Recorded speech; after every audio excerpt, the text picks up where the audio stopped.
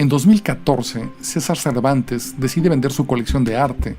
y comprar la única casa proyectada por el arquitecto Luis Barragán en Jardines del Pedregal, comprometiéndose con la familia Prieto López, los clientes originales, a conservarla y protegerla, convirtiéndose así en un singular mecenas de la arquitectura moderna. Para llevar a cabo los trabajos, contrata al despacho de arquitectura Parque Humano y juntos toma la determinación de regresar la casa a su origen en 1950, haciendo a un lado el debate de si las ampliaciones posteriores fueron o no diseñadas por el propio Barragán, algo que resultó imposible de establecer por la ausencia de información concreta. Las fotos de Armando Salas Portugal, tomadas ese año, resultaron la única fuente de información, ya que los pocos planos que subsisten en la Fundación Vitra en Suiza no contienen información que permita reconstruir la cronología de la casa. Así que el criterio rector de los trabajos de restauración fue arqueológico: eliminar todos los elementos posteriores al día en que la casa fue entregada para recuperar una obra llevada a cabo al inicio de la etapa de madurez creativa de Barragán y contemporánea a la construcción de su propia casa en Tacubaya. Cervantes fue un cliente implicado y osado con su patrimonio. Por un lado, decidió vivir en la casa durante la remodelación, y él mismo tomó pico y marro para demoler los muros no deseados y recuperar la estructura original, removiendo puertas y barandales, un elevador, varias chimeneas, baños adicionales y, sobre todo, el gran volumen adosado a la fachada de acceso. Las ventanas de la sala habían sufrido modificaciones, reduciendo sus dimensiones originales con un nicho cortinero en la parte alta y pretiles en la baja. Así que se demolieron para que los vanos regresaran a sus proporciones originales y, por supuesto, esas ampliaciones modificaron la cantidad de luz que entraba a la casa. Las herrerías de solera de acero se rehicieron siguiendo las dimensiones de los perfiles originales, algo que no resultó difícil porque Barragán usaba perfiles comerciales fácilmente disponibles en el mercado actual. Los pretiles de azotea también habían subido de altura para tapar un tanque de diésel y una antena parabólica, y al regresarlos a sus dimensiones originales, se recuperó la clara diferenciación en altura de los dos volúmenes del proyecto original. El jardín sufrió cambios radicales y se eliminaron todas las flores, bugambilias y enredaderas, con la idea de regresar a un jardín que incluyese solo las especies endémicas del Pedregal, justo como indicaba el reglamento original del fraccionamiento. Pero la sensación del entorno de la casa era irrecuperable, ya que los Prieto López fueron subdividiendo el lote original de más de 15,000 metros cuadrados para dar cabida a una calle interna y nuevos lotes. En las fotos de Salas Portugal se puede observar cómo las vistas eran tan amplias que llegaban hasta los volcanes y los terrenos de la ciudad universitaria. Una de las sorpresas más gratas fue encontrar, a través de calas en los muros, los colores originales de la casa y descubrir que nada tenían que ver con la imagen que hoy nos hacemos del imaginario cromático de Barragán.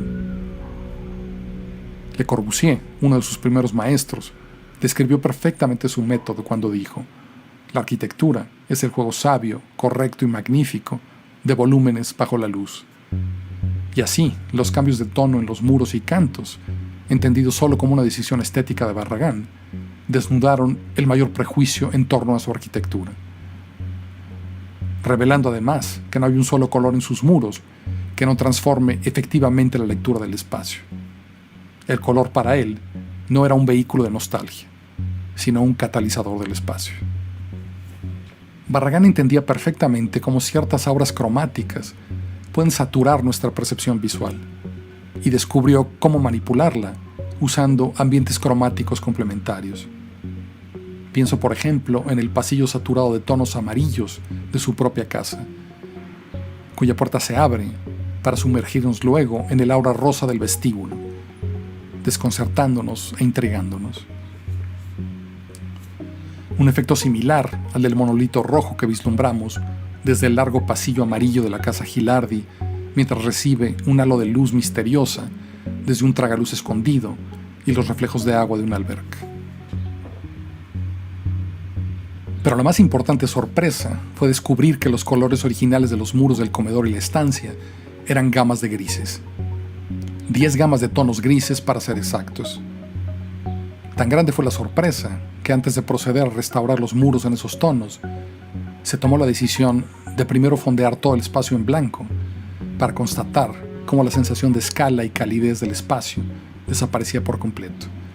y cómo el tamaño de los vanos recuperados y la abundante cantidad de luz se volvía abrumadora. De manera general, los grises más oscuros que Barragán aplicó en ese espacio corresponden a los muros más alejados de las ventanas, que se pintaron con gamas de grises azulosos para gradualmente cambiar a grises verdosos conforme se acercaba a las ventanas del jardín, pasando por un blanco mate que funge como tono intermedio al centro de la sala. El uso de estas gamas de grises fue una inesperada sorpresa que reveló claramente el método de Barragán y cómo este dio sentido y escala a la sala comedor, pintando a las horas del día en cada uno de sus muros y cantos de manera diferenciada. Un método que se apoya casi exclusivamente en la luz solar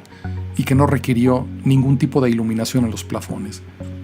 apoyándose solo en lámparas de mesa con pantalla. La mayoría de los vidrios comerciales que se utilizan en México tienden hacia los tonos verdes o azules.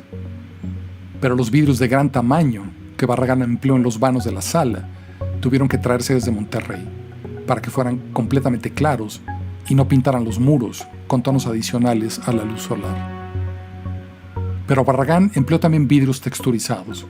sobre todo en algunos baños y en la ventana vertical de la fachada de acceso, para pintar el vestíbulo con una luz difusa proveniente del norte. Cabe hacer notar que la remoción del volumen que se adosó a esa fachada para dotar a la casa de un medio baño para visitas redujo drásticamente el tamaño y calidad de esa ventana,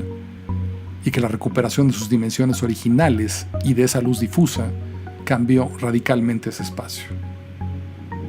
Después de esta reveladora recuperación, resulta más útil entender los muros, patios y plafones de Barragán como partes intercambiables de un sistema en el que la luz y los colores están al servicio del espacio. Un sistema hipersensible a los cambios de la luz solar, por más sutiles que sean, y en el que basta cambiar un tono o la textura del aplanado de un muro para trastocarlo. El centro de gravedad de ese sistema espacial de la Casa Prieto se encuentra, a mis ojos, al pie de la escalera de recinto negro que conecta el vestíbulo con la planta baja. Al pie de ella podemos contemplar ambos niveles y muchas de las gradaciones de luz y color que dan vida a la casa. También ahí descubrimos una puerta de madera de hoja doble que separa parcialmente al estudio del pasillo y que funciona como un difusor que filtra la luz, es decir, un elemento que no tiene ninguna función práctica o evidente, como detener las corrientes de aire o aislar acústicamente un espacio de otro, y que simplemente bloquea la luz de manera dinámica, y que cuando comienza a abrirse, nos invita a jugar con ella para hacernos conscientes de su rol en nuestra percepción del espacio.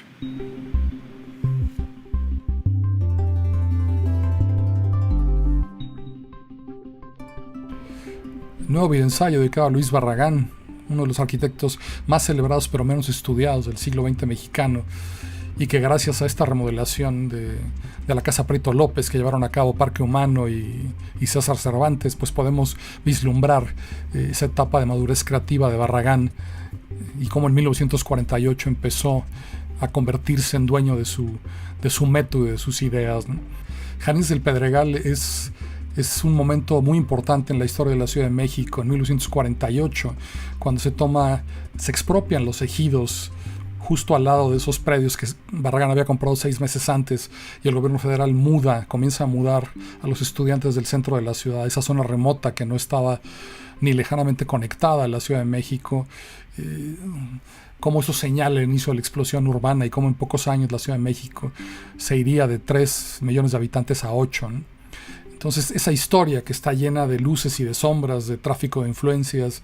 yo estoy tratando de estudiarla y tal vez algún día se las pueda contar porque es realmente un complemento a esta historia, sí, interesante de cómo artistas como Barragán, el doctor Atlo, Diego Rivera encontraron una poesía en esa lava volcánica, pero al mismo tiempo cómo los especuladores y el poder político encontraron ahí un campo de negocio turbio que no se ha estudiado y que creo que valdría la pena también discutir, ¿no? Esa es la vocación de este canal. Espero que les haya gustado este contexto. Ya saben, denle like al video y suscríbanse al canal y nos vemos muy pronto en el siguiente contexto.